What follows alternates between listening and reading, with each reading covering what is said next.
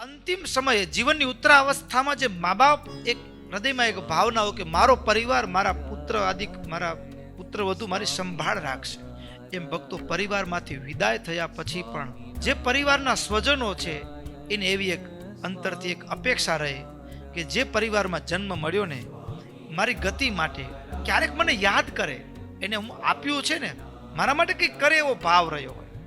એટલે મરણોપરાંત પણ સંવેદનાથી માણસ જોડાયેલો છે.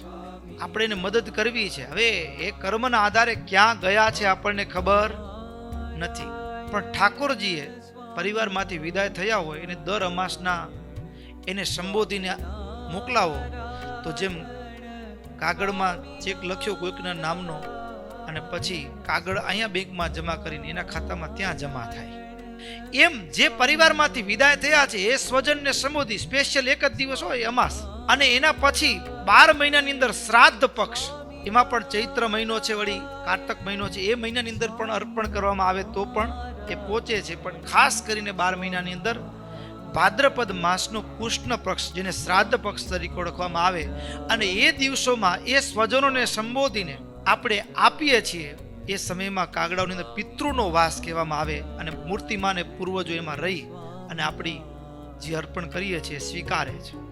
માણસને ભોજનની ભૂખ નથી હોતી, એને યાદ કરીને તો માણસ ખુશ થઈ જાય. પરિવારમાંથી વિદાય થયેલા સ્વજનોને જ્યારે યાદ કરીએ છીએ એના નિમિત્તે કદાચ એની ગતિ સદગતિ થઈ છે, ભગવાનના ધામમાં બેઠા હોય એને યાદ કરીને આ દેહનો યોગ મને ભૂમંડળ ઉપર મળ્યો તો મારા પરિવારમાં એ બધા જન્મ થયો, એને મેં ભગવાનની ઓળખાણ કરાવી અને બધા ગુણિયલને કેવા સત્પાત્રો છે, ઘરે બેઠા ભજન કરે છે, મને યાદ કરે. ભક્તો યાદ કરીને કરોડપતિએ મદદ કરી છે. હવે આપણે સદ્ધર થઈ ગયા છીએ તો પણ ખાલી થેન્ક યુ કહેવા ગયા ને લેતો જા, બીજા લાખ આપે અમેથી. એમ પરિવારમાંથી વિદાય થયેલા સ્વજનો પિતૃઓ જે છે એને સંભાળીએ ને ખુશ થઈ જાય, કૃપા વરસાવે.